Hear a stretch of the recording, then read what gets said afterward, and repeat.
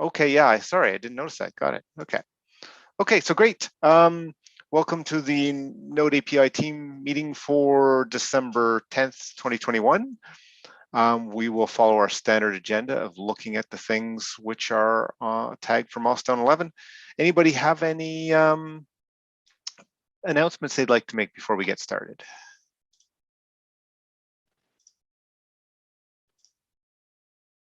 Okay, I will share the screen with the, which screen is that? Here we go, okay. I think this is the right one. Okay, so the first one is the drive to full coverage. And I think, Jack, you were looking at that and had created a potential blog post. I don't know if you've had many comments on that or sort of what the next step is there. Yeah, I don't think I've gotten any more comments other than yours for now. Okay. That one, yeah. I'd say at this point we should probably target like a January time to put that out, because I'm not sure that like the holiday season's the best time to get people's attention. What do people think? Could be a New Year's resolution for a lot of people. Yeah. Okay. So if people can go in there and comment, and like, so the goal might be to have that ready for the new year, and we'll go from there. The review one. Is there like a link or something? I remember seeing this blog post, but I don't. Yeah, we dug up the link. Jack, is there any chance you could post the link into the chat? Yeah, if you have it handy. I see. I have the email. I see it now. Okay. Okay. So as long as everybody's got the link and can sort of comment and stuff, yeah, that's good. Okay. Is it just did you just share like an attachment, or is it, because it doesn't seem to be like a group editable Google Doc? It's just an attachment. Do you have the email from Jack, or did you, because last meeting I think we looked at that and I'd accidentally imported that into Google and then shared that. I see. I do not have that link. I just have the email from Jack where it has the attachment. Okay, so let me find that if I can. What was that called? According to this one, Node add-on API blog. Yeah, the first one. I think this is maybe okay. Yes, so this is right. And now this should be editable by the whole team, right? I think I don't, how did I share it? Yeah, I think I added everybody. How come I didn't get a share notification? I don't know what happened, but that is a good question. But here, I'm gonna put that into the here. Perfect, thank you.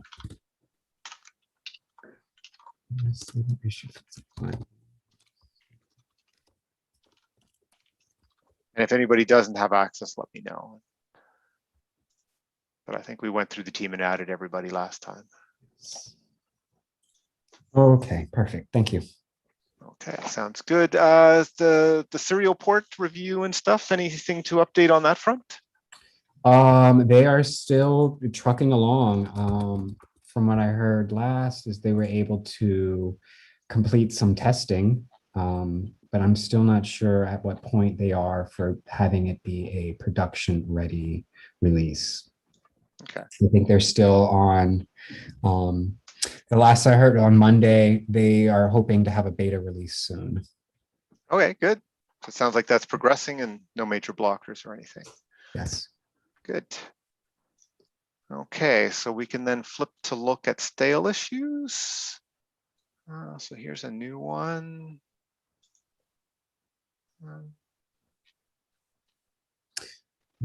Right, we did discuss this last time. I don't think Legendicast there's anything new to discuss on this one until we get a chance to look at it. Sorry, no. No, okay, so let's look backwards. 874. So this is related to Const. So I think we have been having some discussion back and forth on that. I know after last meeting, you commented in. Is there anything we should talk about on this one this week? Yeah, I didn't see anything new from the author. I just want to mention that the example they posted in the comment about assigning and copying a NAPI value. I found that when I'm not sure if people have any concern with the example. Maybe you can slide upwards. Sorry, so is this part you mean? Slide a bit. Oh, a up bit this up, way. Yeah, okay. Upwards, yeah. Right, this That's the one. example. That they are saying that this example is misleading because we can assign a value to another NAPI object. So we can change the other NAPI object, and this one can be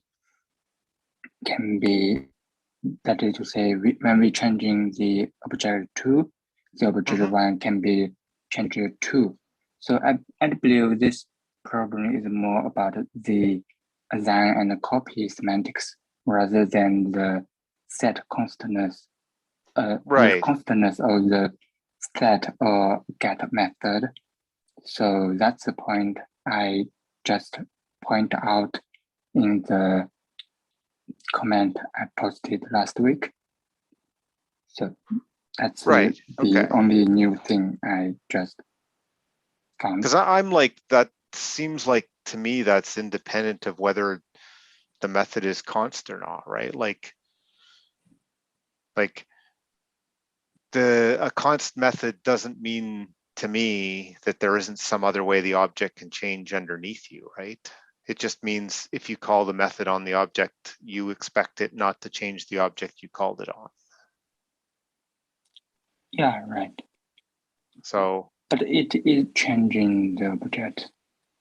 And so effectively, I'm finding that these methods have side effects, and I'm finding the side effects is very not a thing about the constantness of a function. So if a function can cause side effects, how can we mark it as constant? So that's the problem. I'm not very understand of the author. right. Right, like if it does have a side effect, then it's like saying it's const isn't as, doesn't seem to me to be helpful, right? Yeah, I'm finding it very intuitive Right, to developers. right. I think, though, that there are some compiler optimizations that can be made if the objects or the methods are const. And I think that is one of the things that people complain about. I vaguely remember someone not being able to use some STL containers or some methods on the STL containers because some of the operations were not const. Does this ring a bell to anyone? Yeah, to me, I've seen such situation quite often. Like when we implemented this smart pointers or something like this, then people captured in lambdas, like a lambda capture. By default, lambdas treat all captures as constants. So it means that when people writing kind of lambdas, for them, it's very difficult to use such objects if methods are not const. They either have to mark the whole lambda to be mutable, which often they don't really meant to do, because mutable lambdas may be not good with some scenarios, especially threading scenarios. And technically, it's either people have to do this technique copying objects, and it makes this code bloat, if you like. So if we don't really if we really, it depends on semantic. If we're just wrapping up some kind of reference and all these methods not really actually changing the pointer itself, but only doing some actions on this kind of wrapped up pointer, being all these methods to be const is really kind of beneficial in many scenarios. But I guess does it make like, so say you have a getter, you say, or even like the setter is the example, like, okay, the setter is obviously changing. So if I call set, and then if I call get, set, get, I'm going to get a different answer on the second get, right? And you'd think that the compiler, one of the optimizations it might do is if it sees you doing two const, like if you did a get, and then you do a set, which is a const, and then you do a get, which is the exact same thing, would the compiler not be fair to say, okay, well, I'm going to even optimize out that second get because I know you already got it. The only thing you called was a constant method on the same object, therefore it can't have changed. So I'm going to just give you the answer from the previous one. It was a kind of very interesting talk from Herb Sutter. Where he kind of offers to treat constness as more like a promise of multi-threaded safety, if you like. It was. I think that was something that we had discussed in one of the previous meetings, is that developers sometimes believe that if a function is const, then you have the ability to use it in a multi-threaded environment, knowing that it's not changing state or anything. That I think doesn't really work for us though, because like we can't, like the multi-threadedness, it's tricky with node.js because you have to, use async workers or thread safe functions or things like this. Like you can't just spin up an std thread and assume a function call that's const would work, So that's one thing. I also posted in the chat, there's another PR that we had that discussed possibility of removing const qualifiers on, I guess these are things that get stuff. It's pull 992. So you propose to go totally different direction? Well, I just want to point out another instance of a PR that we had where we were discussing removing const or keeping const or whatever. And we actually left it there. And I think the reasoning is on the bottom of this PR.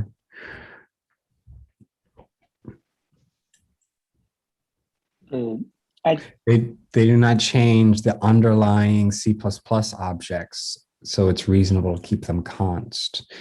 Now, is that the same? Does that work for sets? Actually,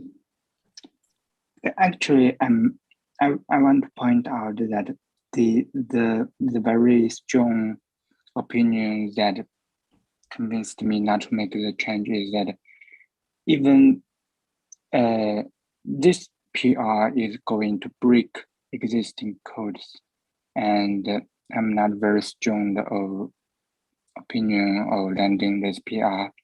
So that is to say,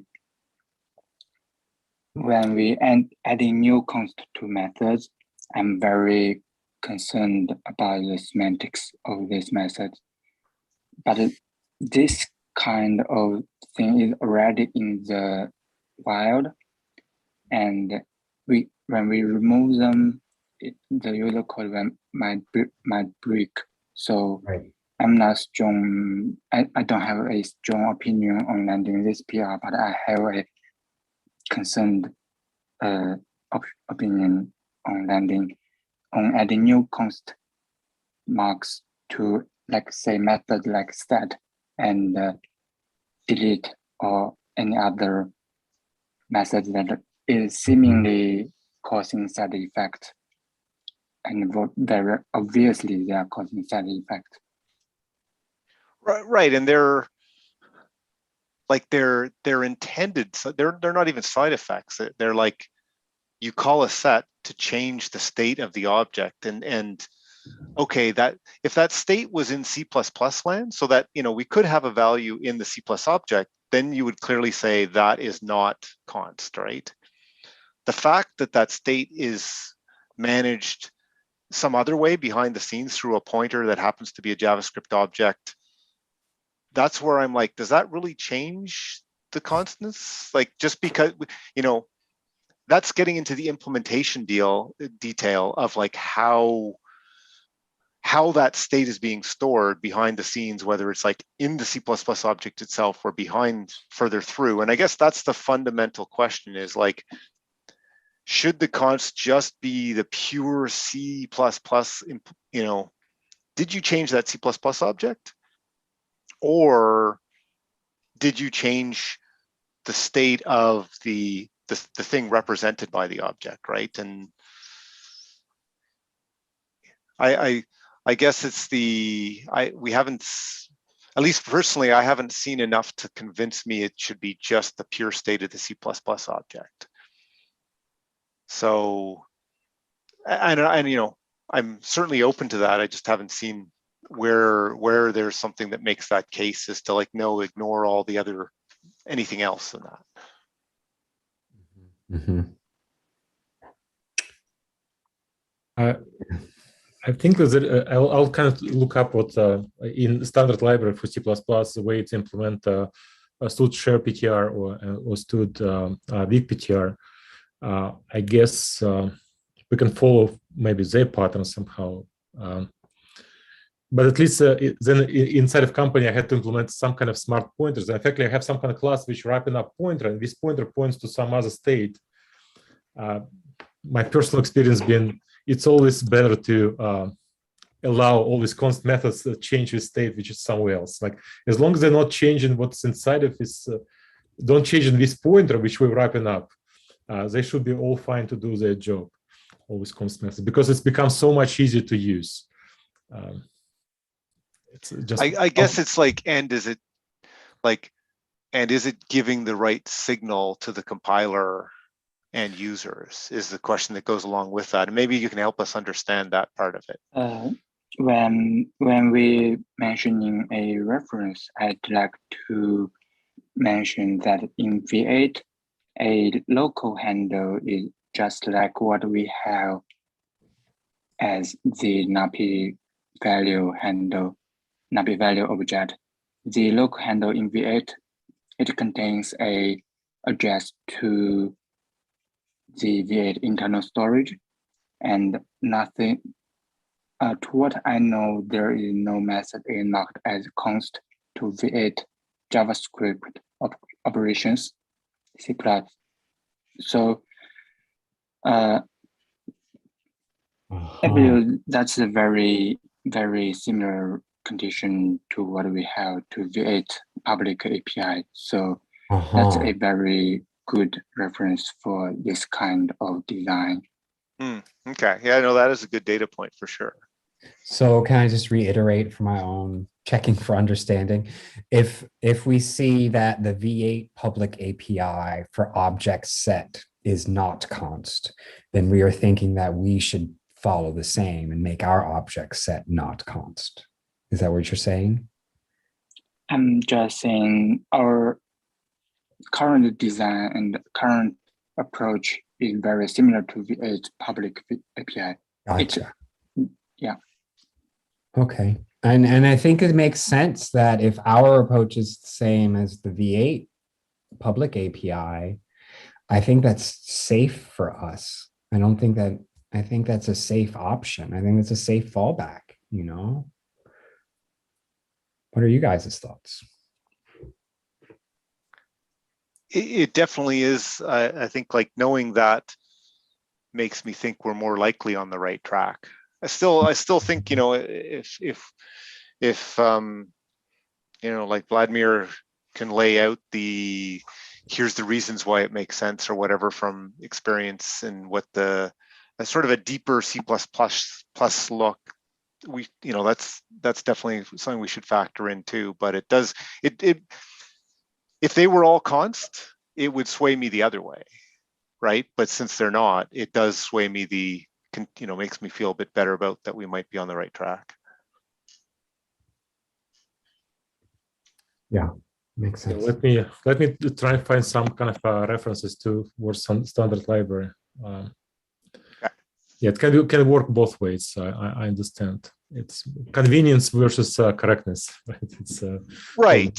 Yeah, and where is the right line to draw? So go ahead. I want to kind of draw kind of a parallel with JavaScript. Say in JavaScript, then using const is pretty much you can call any method on this const object, which can modify state of the object if you like in JavaScript. Right. And as long as you're not changing the variable itself, like internal guts, I mean, like variable itself can be replaced, but any methods and stuff like can be called, any state it can be changed and stuff like. But that's const on the object versus const on the method itself. Right. It just JavaScript does not have such concept, and thankfully, right. Const on the method in C++ is pretty much it tells what you can do with the object which marked as const. Like it has a little bit weird semantic in my opinion. Right. Yeah. Okay. So I think maybe, that if you're going to take another look, we can make that as our next action and sort of continue the discussion based on that.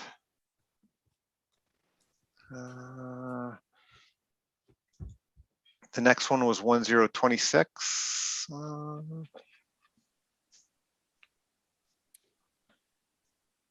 So I think there was some discussion a little while ago, the meeting I missed, but we've got a comment back to the originator. So I think we're just waiting to see if there's any response to that. So let's look here. Right, this one I think we're just waiting for somebody to have some time to look at in a little bit more detail. So it's just sort of kind of on our reminder list, unless anybody has any updates on that.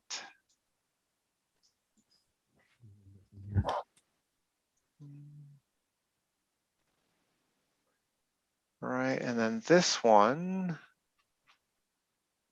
we definitely talked about last time, and I think,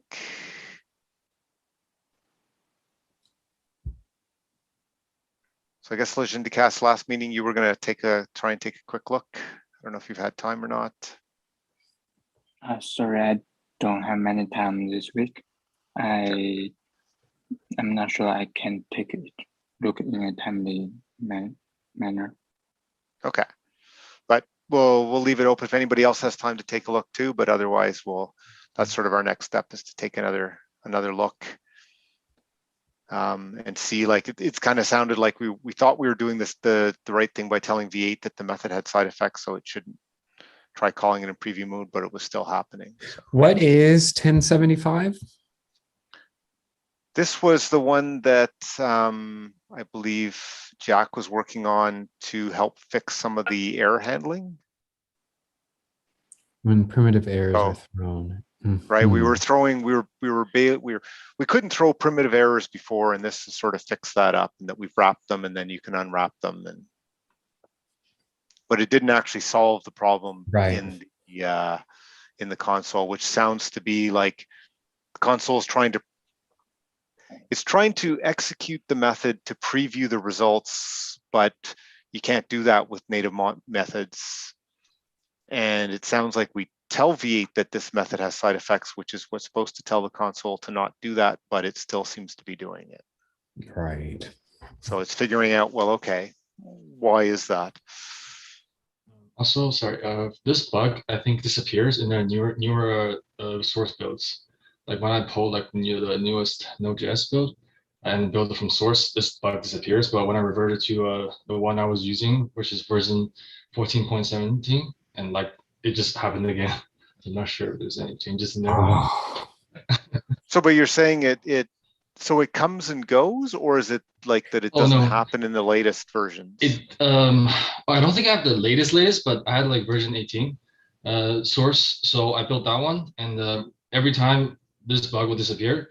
But as soon as I switch to an earlier build, which is 14.17, this bug happens again, like every time. It doesn't come and Mhm. go. It's like, so I'm not sure what changed between the versions, but I think something in there is kind of, Okay. Like it's, yeah, I mean, I guess a lot can change between the Yeah. node versions, whether Yeah. it's how we handle our wrapping of the V8 stuff or the Yeah. V8 engine itself could have changed as well. That's interesting to paste in there. Like, so like you said, 14.7 and 14.8 or? Oh no, so 14.7 doesn't work, but version 18 works. Okay. Yeah.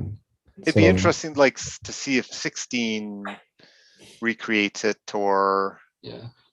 because certainly, like, yeah, like, I guess, yeah, like master or main, it'd be interesting to see how far back, like if after everything after 14 passes, then yeah, it could be like, hey, well, it was a bug in V8 that got fixed.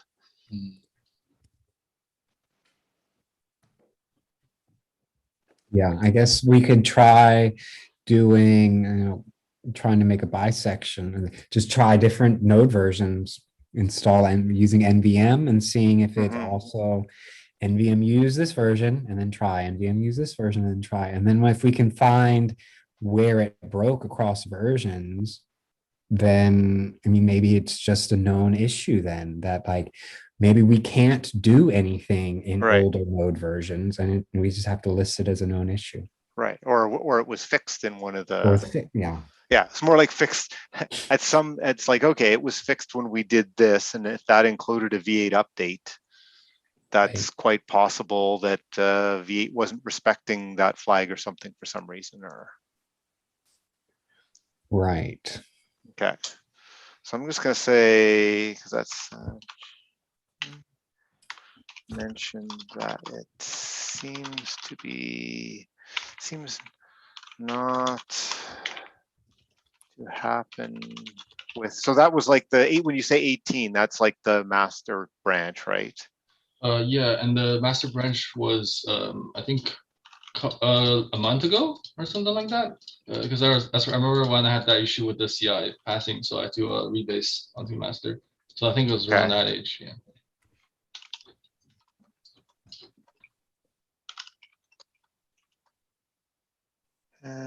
Where it potentially got fixed. I'll say fixed in quotes because we're not sure if it's fixed, but. Right.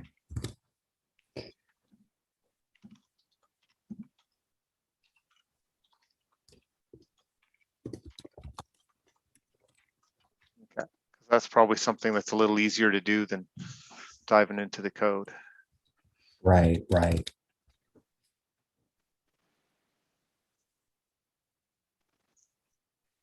Okay, I don't know if there's anything else to discuss on that one for this week.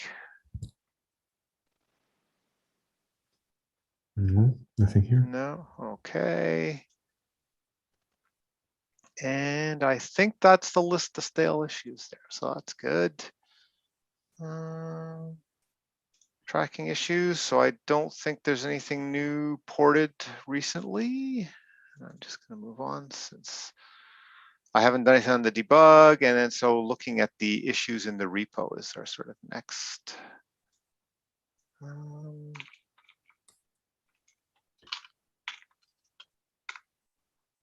So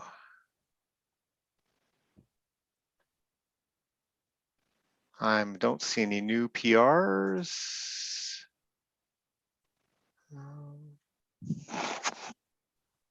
This documentation, I think we talked a little bit about last time. So Gabriel was going to submit a PR, so probably nothing there to discuss there.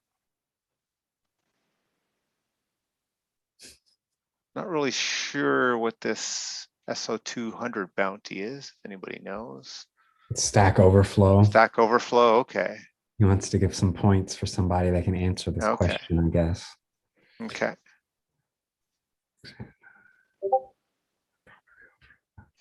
Okay, well, we'll see if people have a time to take a look at the question, but yeah, we can just take a look.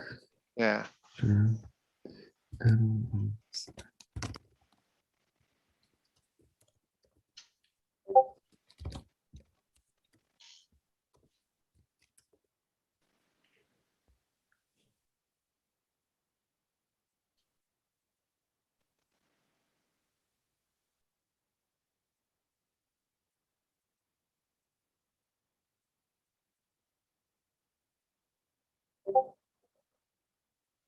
Mhm.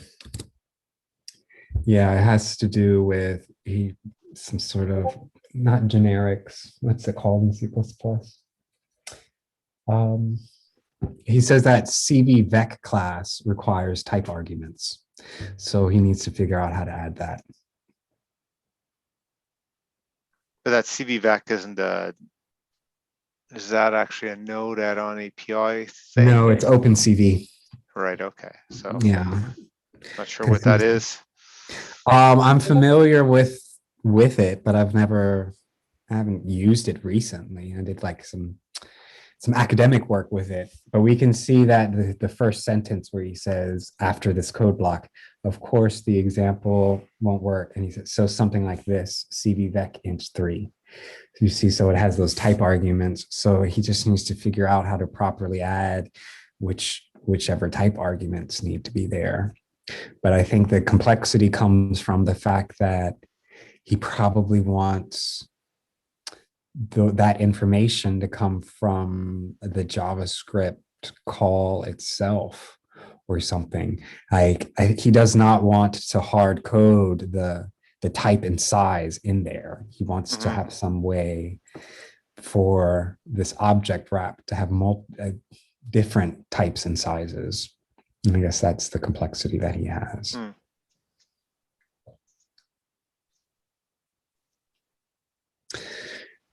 It's just it takes some thinking. Yeah, I guess. Mm-hmm. But that's what the issue is. okay. I'm gonna Is he looking to implement some kind of template class instead of concrete? Yeah, template class. That's it, not generics. Template class. Yeah. He may need to have some sort of template for this and have a correct way to have his template work with object wrap. Oh, I see.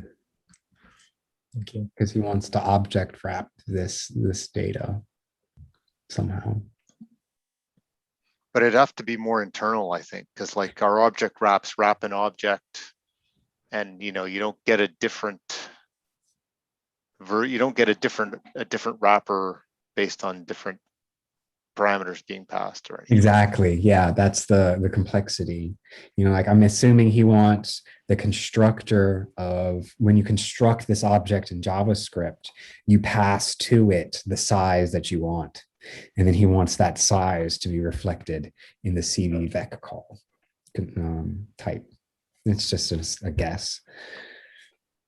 Because that would be the only reason I think why he would have troubles, like why he would not be able to use a static type, right? Because he needs it to come dynamically from the JavaScript call or somewhere else, which sounds to me like there has to be some sort of templating going on.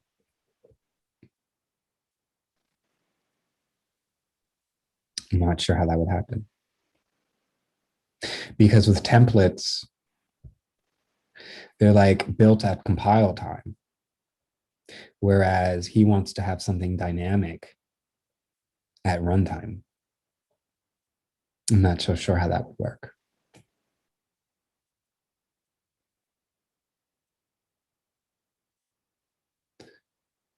But I guess we can just do some C++ research on that, because that seems just to be a C++ thing, not necessarily a node add-on API thing. Yeah. Mm-hmm. Okay, so I'm going to flip over just to look at Node to see if there's any issues we should talk about there. Issues.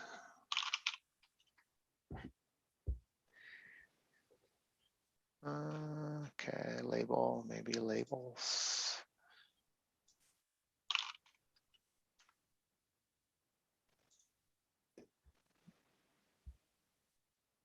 Okay, I don't see anything new on that front either, so. I guess at this point, is there anything else that we should talk about for this week? No, nothing here. Okay, people still around next week? Friday the 17th. I believe, yes, I should be there. I do start vacation though on the 18th, so I'll be gone basically a month after the 18th. So one more meeting for me. Okay, so we'll keep next week, unless there's enough people are going to be around. We'll keep next week's and maybe cancel the one after that. Sounds good. I'm still available next week. Okay. Okay, so that's at least the three of us, and probably. Kevin, I don't have permission to merge the PR. Oh yeah. Because Gabe was the one who requested changes, so he has to re-review it. Oh, okay, all right, that's fine. Okay, so we're just waiting for one last review. Yes, and then it should be good. I think like the fact that some of the unit tests fail, I think it's just due to how what's being compiled or whatever, but I think that can be tackled into a separate PR. Yeah, this one has been open for that a is while. one other thing I wanted to ask you. You have mentioned the add-on with the filter, the add-on.cc did not work. The test on add-on.cc did not work, but it is the most simplest one. It should work. I even tested it today morning. For making it not to work, I made a slight change in the code, like a coding bug or something, and then I made a syntax error to make it fail. So that puzzles me. Like, which version of Node did you test on? I think that I'm using 12. 12. I'm using 12 too. So maybe I'll import the package again, fresh package, and I'll try to test it again, because it should pass. That's the most simplest test. It should pass. If it does not pass, then everything else is going to fail. So let me right. Yeah, that like, because add-on does not work, but object wrap works. Because I remember in your example that you showed for the PR, it uses object wrap. And then I tried that one and it succeeded. And I was like, oh, okay, well, let me make just a bash script that runs the unit test for all of the files. And then from there, I'm seeing a lot of failures. Okay. I don't know if it's, what type of operating system do you use? Mac. I'm on a Mac. Okay. I'm also on a Mac. Okay. Okay. Let me take a fresh package, because I have been using the same package for the same repo for 2 months. So maybe let me clone it fresh and then try it. Okay. Okay. And I assume, Kevin, what you're talking about is like some subset testing versus the main tests, right? Right. Yeah. So this one is just running the add-on unit test. Okay. And it has a failure with the loading. If you scroll down, I think something is not compiled correctly, so we can't load it at runtime. Okay. I would agree that, like, as long as the main tests pass, it's, if there's one or two cases where doing the subset fails, doing that in a follow-on PR makes sense, because yeah, right, because this is just only internal testing code, right, and we don't use it on the CI. We run npm test on the CI, so this can come piecewise, I think. Yeah, that's where I definitely, it was just understanding that, and that totally makes sense to me too. And let me just see.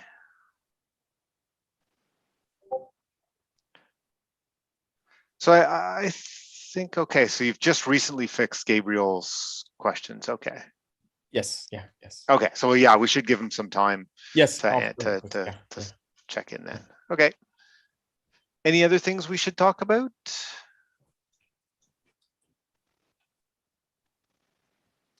If not, thanks for everybody's time, and we'll see you next week. Have a good weekend.